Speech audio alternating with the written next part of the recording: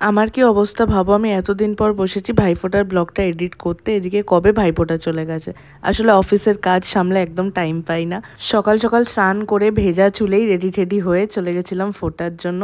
ধান, দুব্বা, চন্দন, কাজলের টিপ সব কিছু জোগাড় টোগাড় করে সাথে মিষ্টি নিয়ে আমরা এবার ভাইফোঁটার জন্য রেডি। তারপরে আস্তে ধীরে আমাদের ভাইফোঁটা শুরু হলো। আগে বড় ভাইদেরকে দিয়ে শুরু করে তারপরে লাস্টে একদম ছোট্ট পুচকু ভাইকে দিয়ে আমাদের ভাইফোঁটা শেষ হয়। প্রত্যেক বছর ভাইফোঁটাতে আমি আর আমার বোন ঠিক করি আমরা শাড়ি পরে ভাইফোঁটা দেব।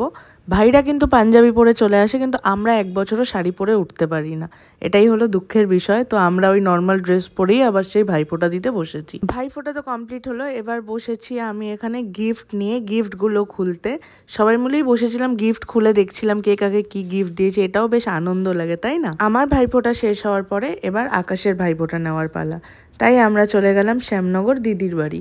আমি ভাইফোঁটায় যেই গিফটটা পেয়েছিলাম ভাইয়ের থেকে সেই ড্রেসটা পরেই চলে গেছিলাম। আর ওখানে গিয়ে দেখলাম রিয়েল লাইফে বাদর কিভাবে গাছে ওঠে। দিদি খুব সুন্দর করে সেজে গুজে ভাইফোঁটা দেবে বলে যোগাযন্ত্র করে রেডি হয়ে গেছিলো, আর আমি ওদের ভিডিও ফটো সব তুলে দিচ্ছিলাম।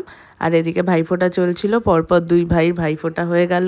শুধু কি ফোঁটা নিলেই হবে, দিদির আশীর্বাদটাও তো নিতে হবে।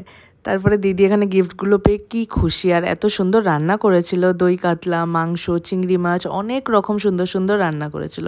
চলো এবার তোমাদের শোনাই মহাভারতের নাম কি করে মুখস্থ করতে হয়। বলো ঠিক করে বলো। ধৃতরাষ্ট্র, ভীষ্ম, অর্জুন, কর্ণ, শকুনি মামা। ঠিকই যাচ্ছিল, লাস্টে গিয়ে একটু আটকে গেল। যাই হোক, খুব মজার ব্যাপার। তারপরের দিন খাওয়া দাওয়া ছিল, ভাইফোঁটারই খাওয়া দাওয়া যেটা বাকি ছিল আমার কাকির বাড়িতে। সবাই মিলে আমরা বসে বসে ছাবা দেখছিলাম আর গল্প করছিলাম। আমার ছোট্ট ভাই খুব সুন্দর গান গায়, চলো তোমাদেরকে ওর একটা গান শোনাই। একটা না, দুটো গান শোনাবো।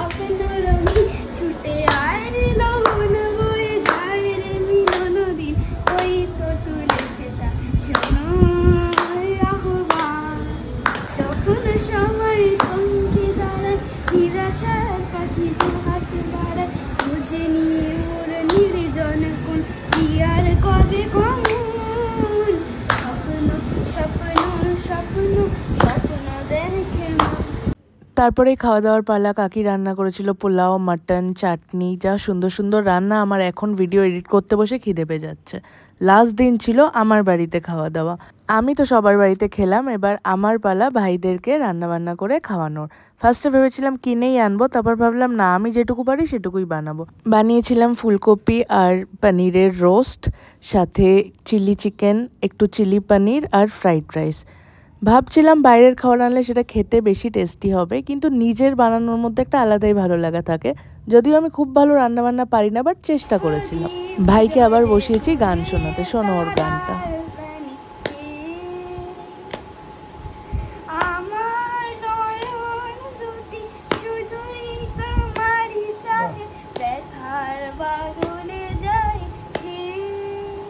এইটুকু বয়সে কি সুন্দর গান গায় দেখো। আর এই যে আমার আরেক ভাই এসে গেছে, তারপরে সবাইকে খেতে দিয়ে দিলাম।